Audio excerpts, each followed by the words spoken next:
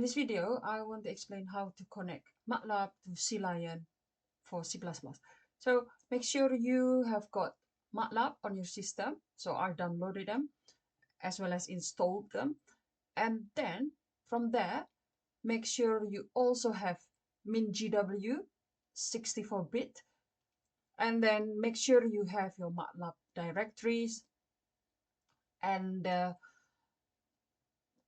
right from there, you write this code or this set of set include directories, link directory, and target in your CMAKE.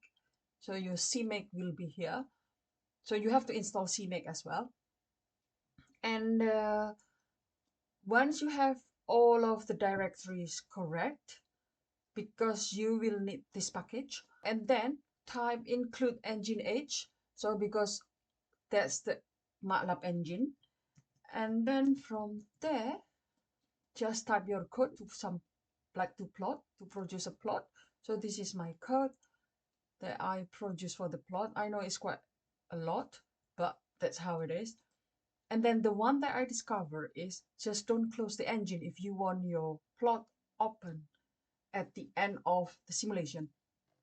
Then other than that, you also have to connect your environmental variable, so you can get it from here, like from the system.